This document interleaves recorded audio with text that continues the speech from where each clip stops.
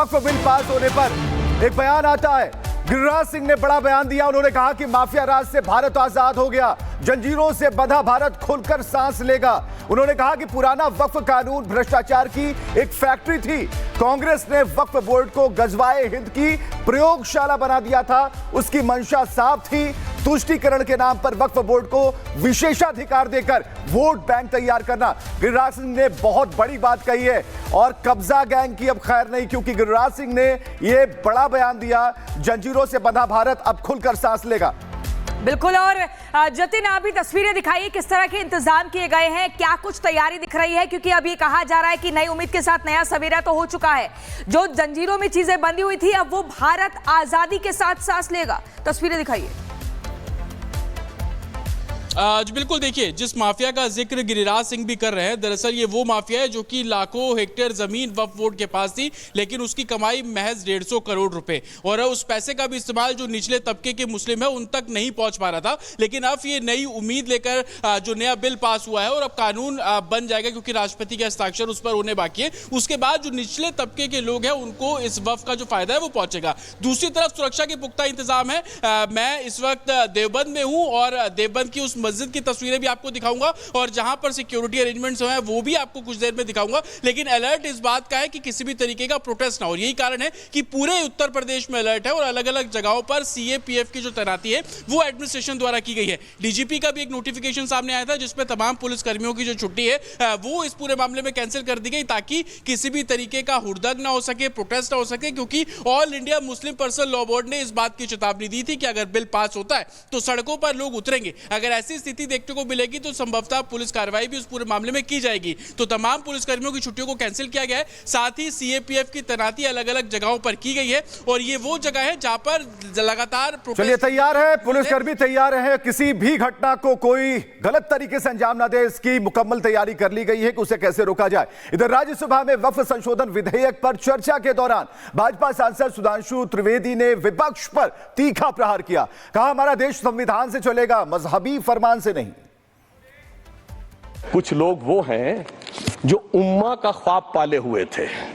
उम्मा शायद हमारे बहुत से लोग समझते हो ना समझते हो, पूरी एक एंटायर जो इस्लामिक खलीफत और राज होता है उसको उम्मा कहते हैं। उम्मीद वालों को तो उम्मीद की नई रोशनी दिख रही है, उम्मा वालों की उम्मीद पे पानी फिर रहा है।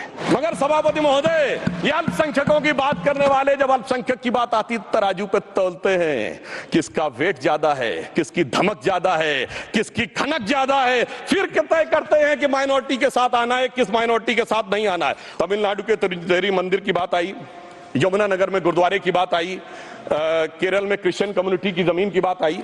बहुत सारे लोग प्लेसेस ऑफ वर्शिप के एक्ट की बात करते हैं, तो as per places of worship act Tamil Nadu का मंदिर का तो स्टेटस नहीं चेंज हो सकता भाई। 15 अगस्त 47 के बाद किसी प्लेस ऑफ वर्शिप का स्टेटस नहीं चेंज हो सकता, तो वक्फ बोर्ड को क्लेम फॉरफिट कर देना चाहिए, because it is in contrast to the places of worship act. परंतु अब सुनिए, यही गुरुद्वारे के बारे में भी होना चाहिए।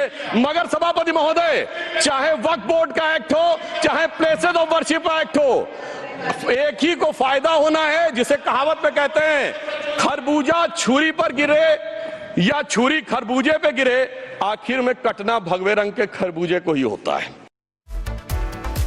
तो वक्फ बिल लोकसभा और राज्यसभा में पास हो गया है, लेकिन वक्फ बिल को लेकर अब धर्म वाली सियासत भी शुरू हो गई है। कुछ मुस्लिम धर्मगुरु और मुस्लिम संगठन के लोग वक्फ बिल के समर्थन में वोटिंग करने वाली पार्टियों को देख लेने की धमकी दे रहे हैं। तो अब हिंदू संत भी खुलकर कह रहे हैं कि हम भी लोगों को चुनाव में देख लेंगे जिन्होंने वक्फ बिल का विरोध किया है। की रिपोर्ट।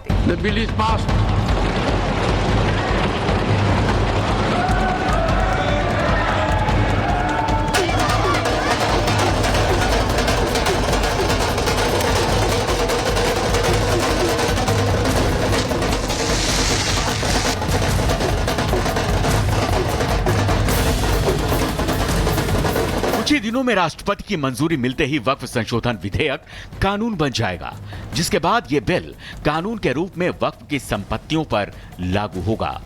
हालांकि वक्फ बिल कानून का रूप ले पाता उससे पहले ही देश की सियासत में वक्फ बिल के साइड इफेक्ट अभी से दिखने लगे हैं।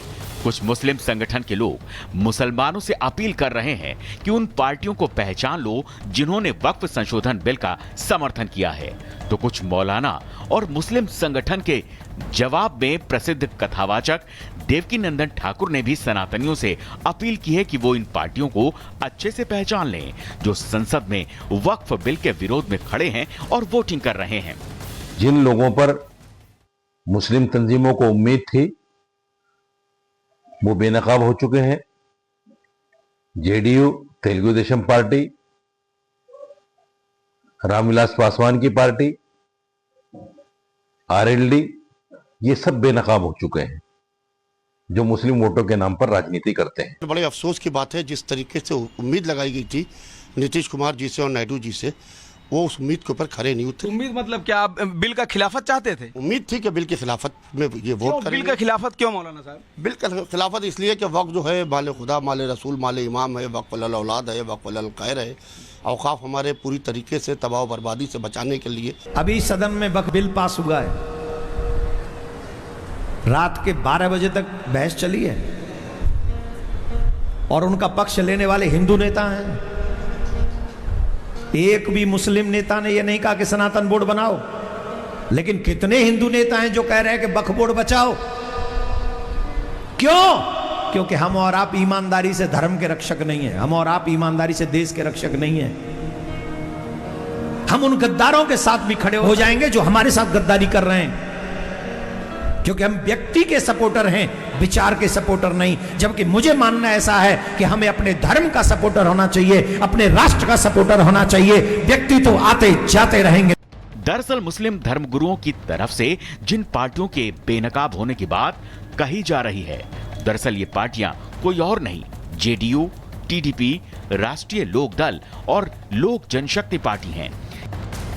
ये वो पार्टियां हैं जो वक्फ संशोधन विधेयक के समर्थन में सड़क से लेकर संसद तक डटी हैं। वक्फ बिल के पक्ष में वोट करने से रोकने के लिए इन्हें तमाम कोशिशें की गई, लेकिन इन पार्टियों ने सड़क से लेकर संसद तक खोलकर कहा वक्फ बिल मुसलमानों के हित में है और वो मोदी सरकार का साथ देंगे। ये जो अमेंडमेंट आया है तो खास करके जो पसमानदा मुसलमान है, गरीब सब मुसलमानों के लिए, खास करके उन वर्गों में जिनमें गुर्बत है, जिनकी अपनी समस्या थी, तो वो अब इसमें भी पार्टिसिपेट कर सकते हैं, उनके रिप्रेजेंटेटिव होंगे और उसमें बेटर तरीके से ये इस पैसे से उनके लिए भी बेहतर स्कूल हो, अदर इंस्टीट्यूशंस हो, वो सुविधा किया जाएगा। कुछ भी मोदी सरकार लेकर आती है आपके लिए अनकॉन्स्टिट्यूशनल हो जाता है, आपके लिए वो काला दिन हो जाता है। इसी तरीके से एक काला दिन सीए के वक्त आया था, इसी तरीके से एक काला दिन धारा 370 के वक्त आया था, इसी तरीके से पूरा लोकसभा का चुनाव काले दिन के तौर पे था। क्यों? क्योंकि उसमें आरक्षण हम लोग छीन रहे थे, उसमें संविधान की हम लोग हत्या कर रहे थे। सिर्फ झूठ बोलना, फॉल्स नैरेटिव सेट करना, लोगों में एक डर का माहौल पैदा करना, सिर्फ विपक्ष की अब ये भूमिका रह गई है। जबकि कांग्रेस, सपा, लालू यादव की पार्टी आरजेडी, ममता बनर्जी की पार्टी टीएमसी, डीएमके, एआईएमआईएम, आम आदमी और नेशनल कॉन्फ्रेंस ने खुलकर वक्फ संशोधन विधेयक के खिलाफ लोकसभा और राज्यसभा में वोटिंग की। सबसे बड़ी बात यह है कि नीतीश कुमार और चंद्रबाबू नायडू को चुनाव में देख लेने की धमकी क्यों दी जा रही है, इसके पीछे की वजह समझ लीजिए। दरअसल बिहार में 2025 में विधानसभा का चुनाव होना है, जबकि 18% वोट बैंक मुस्लिम है और इसी 18% वोट बैंक की धौंस दिखाकर नीतीश कुमार को मुस्लिम वोट बैंक के खिसकने का डर दिखाया जा रहा है। बात यूपी की करें तो यूपी में 2 साल बाद 2027 में विधानसभा चुनाव होने हैं।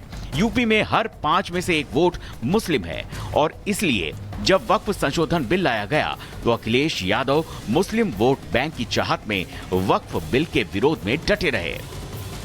मैं अंत में इतना ही कहना चाहता हूं कि ये वक्फ बिल जो लेकर के आए, कोई उम्मीद लेकर के नहीं आ रहा है। ये सोची समझी रणनीति का हिस्सा है। मैं और अपने दल और साथियों के साथ कहता हूं कि समाजवादी पार्टी इसका विरोध करती है, वोट पड़ेगा तो हम इसके खिलाफ वोट डालने जा रहे हैं। सर बिल पास हुआ, कुछ तो सर क्या पास हुआ? जो बहुमत में होता है उनका तो बिल पास ही हो जाता है। वक्फ संशोधन विधेयक बिल के पास होने से पहले नीतीश कुमार और चंद्रबाबू नायडू को धर्मनिरपेक्षता का पाठ पढ़ाया गया, लेकिन जेडीयू और टीडीपी ने विपक्ष की धर्मनिरपेक्षता वाली दलील को खारिज कर दिया। और यही वजह है कि मुस्लिम संगठन नीतीश कुमार और चंद्रबाबू नायडू को धोखेबाज कहकर सबक सिखाने की बात कह रहे हैं। Bureau report, Republic Bharat.